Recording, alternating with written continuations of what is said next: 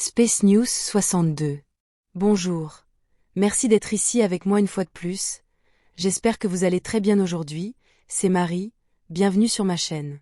Ces informations peuvent être considérées comme de la science-fiction ou comme le spectateur le voit le mieux, et je les publie uniquement à des fins de divertissement. Cependant, je prends mes informations très au sérieux, et pour ceux qui ont des yeux pour voir. J'écris ceci le matin du 17 janvier 2025. Oubliez ce que vous avez entendu ailleurs. Il y a beaucoup plus d'humanité exactement comme vous, vivant, résidant et prospérant parmi les étoiles. L'humanité n'est pas indigène à la planète Terre, loin de là, et elle n'a pas été créée là-bas par une intervention divine, ni par des généticiens reptiliens, ni n'a évolué là-bas de manière darwinienne. Ceux qui sont au pouvoir ont poussé l'idée que l'humanité est isolée sur Terre depuis très longtemps, ainsi que l'idée que les humains sont limités, endommagés, incomplets ou modifiés, mais uniquement pour le contrôle de la population et pour diminuer la connexion divine de l'humanité avec la source et ses pouvoirs de manifestation du monde. Ainsi, les humains lyriens manifestent des choses pour eux. Depuis très longtemps, la Kabbale, qui contrôle la Terre, essaie de mettre la main sur la civilisation tégétienne comme étape vers l'invasion de tout le système d'étoiles M45 des Pléiades. Sur Terre, on dit qu'ils veulent un prétendu gouvernement mondial, et selon les théoriciens du complot, ils travaillent dur pour y parvenir, mais de mon point de vue, ils ont eu le contrôle sur toute la planète Terre depuis des siècles maintenant, au moins depuis la dernière réinitialisation sociale, qui, selon toutes les données, s'est produite quelque part au cours de la première moitié du XIXe siècle. Cependant, selon mes données, la Kabbale a eu le contrôle sur toute la planète depuis lors, peut-être à l'exception de petits États-nations et régions, qui bien que sous leur contrôle à une plus grande échelle géopolitique, ont encore des seigneurs dirigeants qui sont têtus et pas entièrement coopératifs avec les sociétés secrètes liées à la Kabbale qui les contrôlent. Provoquant ainsi des guerres d'invasion plus petites ou localisées, poussées par la Kabbale à des fins de contrôle, et utilisant toujours des excuses bidons comme libérer leur population de dictateurs cruels. Mis à part cela, les conflits à plus grande échelle de type régional, et surtout mondiaux, sont un théâtre cruel pour les gens, où la Kabbale contrôle les deux côtés, et ne perd donc jamais, mais c'est la population civile qui perd, et finit par être décimée, comme prévu par eux, dans un acte de contrôle de la population pour dévaster des générations entières, et déplacer la distribution économique et de pouvoir de leur nation planétaire. Mais à l'exception de quelques endroits plus ou moins désobéissants sur Terre, ils contrôlent toute la planète, au point où la guerre froide et les conflits entre l'Est et l'Ouest ne sont rien d'autre que pantomimes cruelles, et quiconque a des yeux pour voir peut lire les signes qui mènent à cette conclusion dans les symboles utilisés par les deux camps, qui sont les mêmes. Seulement avec une légère torsion, peut-être, mais pas habituellement, où nous pouvons voir que les gouvernements supposément opposés obéissent aux mêmes seigneurs dirigeants de la Kabbale, qui contrôlent tout sous la table. Par exemple la Russie et les États-Unis, ou l'Allemagne et l'Angleterre pendant la Seconde Guerre mondiale. Ce que je veux dire c'est que la Kabbale possède déjà la Terre, et le nouvel ordre mondial n'est que du théâtre pour les gens, car karmiquement ils doivent leur dire ce qu'ils font, mais formulé comme s'ils ne travaillaient que dans cette direction, et non comme c'est en réalité, où ils l'ont déjà réalisé, et ce depuis longtemps. La Kabbale sur Terre et les sociétés secrètes qui se cachent derrière ont une devise très perturbante, et c'est, je cite, « Le monde n'est pas suffisant ». Fin de la citation. On peut le voir dans l'un des films de James Bond, sous le même nom, mais ce n'est de loin pas le seul endroit où il apparaît. Mais pourquoi le monde ne suffit-il pas? Parce que le monde est déjà le leur, mais ils en veulent plus, tellement plus, et c'est parce que ce qui se cache derrière la Kabbale est la puissante et cupide Fédération Galactique, que l'on peut voir travailler de manière claire et dualiste, où d'une part elle promeut l'unité, l'amour et la lumière, et d'autre part, c'est une force invasive qui ne reculera devant rien jusqu'à ce que tout soit sous son contrôle total. Le mouvement New Age a été utilisé pour imposer le concept que la Fédération Galactique de l'Amour et de la Lumière est toujours sur le point de libérer la Terre de ses oppresseurs maléfiques, allant des simples seigneurs humains aux lézards maléfiques, et aux cruels extraterrestres gris qui se disputent le contrôle planétaire. Pour les personnes suivant et croyant à la propagande New Age de la Kabbale terrestre et Fédération Galactique, les humains ont une société sur Terre qui est sur le point d'être prise par des lézards et des extraterrestres gris, tandis que la Fédération Galactique leur interdit d'envahir militairement la planète. Ils doivent donc utiliser d'autres techniques plus manipulatrices, comme l'infiltration et l'hybridation de la population. Remarquez ici comment la Fédération Galactique a le pouvoir d'interdire l'invasion, mais même avec les définitions du New Age à leur sujet, ils agissent de manière permissive, et sont donc aussi coupables par omission, au moins. Sûr, Et hors de la planète Terre, la Fédération Galactique essaie de vendre à tout le monde le concept selon lequel ils sont bienveillants et poussent à l'unité et à l'évolution pacifique, tout en délivrant des paix d'amour et de lumière, tout en promouvant des conflits et des agendas cruels contre la population de la planète Terre, mais pas seulement.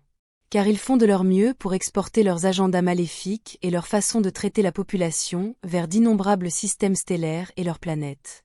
Cela indique clairement que ce qui contrôle finalement la Fédération Galactique est maléfique du point de vue des races humaines lyriennes, entre autres, et c'est le moins que l'on puisse dire. La Cabale qui contrôle la Terre est le reflet de la Fédération Galactique plus étendue, elle fonctionne de la même manière, mais à l'échelle planétaire. La Fédération Galactique c'est davantage de gouvernement tel qu'on le trouve sur Terre, mais à l'échelle galactique, et elle fonctionne avec les mêmes manières mensongères, manipulatrices, invasives, cruelles et déloyales. La Cabale qui contrôle la Terre fait partie de la Fédération Galactique, et vice-versa. Ils sont très invasifs et traîtres, tout en agissant en dualité, et le côté maléfique d'eux utilise toujours le bon côté comme couverture pour leurs méfaits.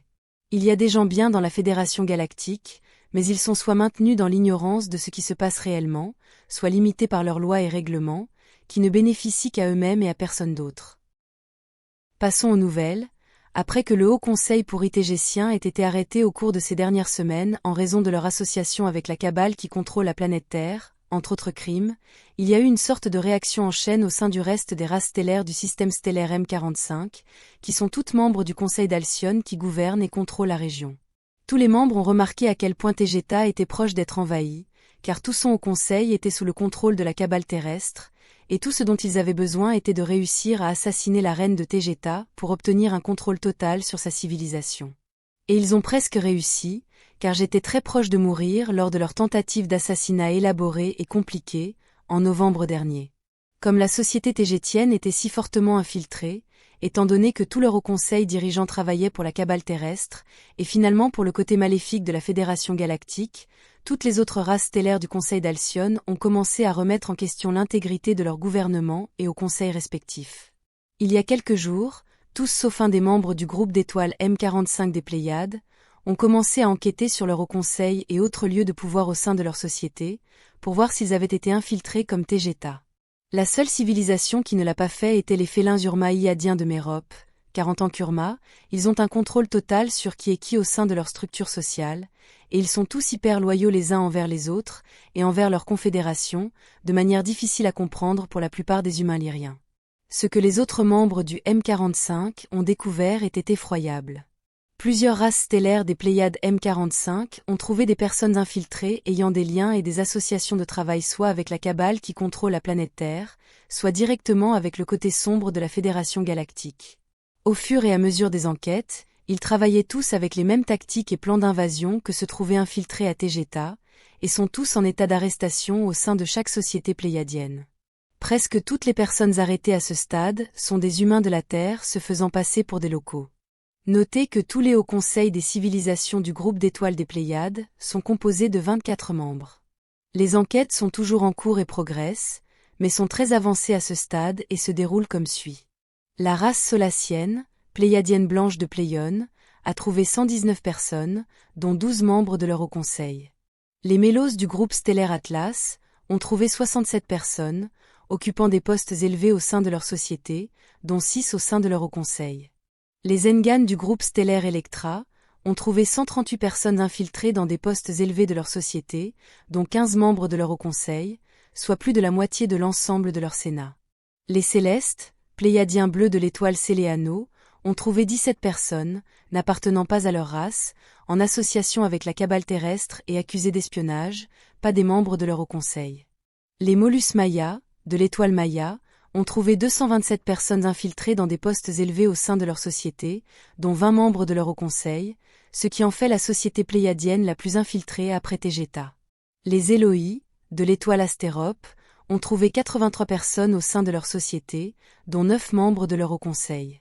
Et les Tegétiens de l'étoile Tegeta ont trouvé 151 personnes jusqu'à présent, toutes infiltrées dans des postes élevés au sein de leur société, dont 24 membres du Haut Conseil, soit l'ensemble de leur Sénat. Cela nous amène à un total de 802 agents de la Cabale terrestre infiltrés dans des postes élevés au sein de plusieurs des cultures et sociétés du groupe d'étoiles des Pléiades M45, tous en état d'arrestation et en détention, et seront remis au Iadien Urma des Pléiades, pour être traités à la manière Urma. Les 802 personnes arrêtées jusqu'à présent ne tiennent pas compte des innombrables humains de la Terre ayant des liens avec la Kabbale, qui ont été trouvés et arrêtés alors qu'ils se cachaient à l'intérieur de ces civilisations, et qui n'étaient pas ou pas encore opérationnels, ou n'avaient pas une place importante au sein de chaque société. En ajoutant à cela ce qui se passe au sein des cultures et des nations stellaires de l'amas d'étoiles des Pléiades, je suis très heureuse de vous informer que les Antariens, qui ont récemment également signé le traité de coopération avec le Conseil d'Alcyone et la Confédération Urma, ont également commencé leur enquête, bien que je n'ai pas encore de données sur leurs résultats. Je suis fière de savoir que j'ai déclenché cette réaction en chaîne, et maintenant nous sortons tous les poubelles. Je suis consciente que de nombreuses personnes en des lieux de pouvoir veulent m'éliminer, mais je ne serai pas une cible facile, donc ils doivent faire la queue, je n'ai pas peur d'eux. Je vais m'attaquer à tous ces personnages envahissants, abusifs et sans âme, et tout cela dans le respect des règles et réglementations que leur bien-aimée Fédération Galactique a établies contre le reste d'entre nous, et tout cela affectera inévitablement ce qui se passe sur et autour de la planète Terre également, car elle est au cœur de tout ce qui se passe.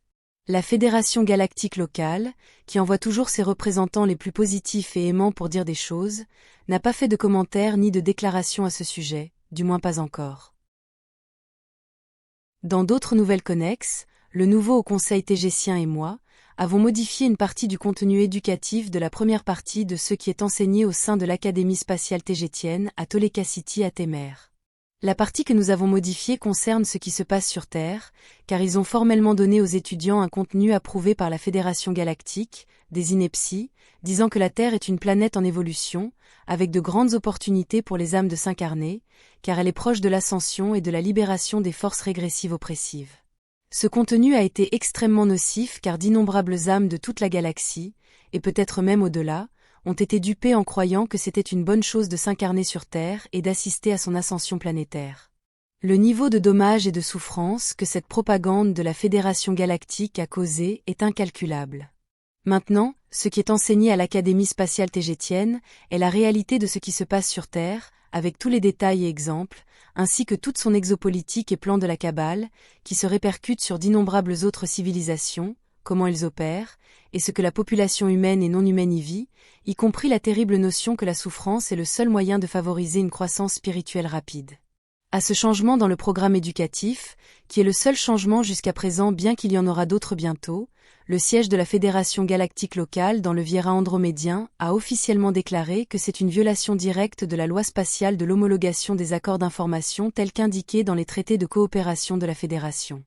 Il y a seulement 2 jours, j'ai eu une forte dispute avec le représentant de la Fédération Galactique chargé de me convaincre de retourner au programme éducatif original, et nous ne sommes pas parvenus à un consensus. J'ai déclaré qu'il n'avait aucun droit d'imposer ce qui devait être enseigné à Tegeta, et j'ai également déclaré que je n'avais signé aucun de ces accords, et que mon administration était nouvelle et avait ses propres règles. Je sais que je dois les affronter à nouveau, même si j'ai envoyé ce représentant se faire voir ailleurs.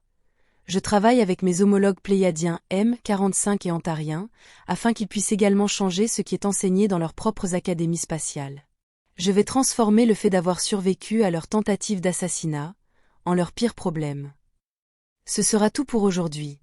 Comme toujours, merci d'avoir regardé ma vidéo, et d'avoir liké, partagé, et de vous être abonné pour davantage. Cela aide beaucoup cette chaîne à grandir. Et j'espère vous voir ici la prochaine fois. Avec beaucoup d'amour et d'appréciation, votre amie, Marie.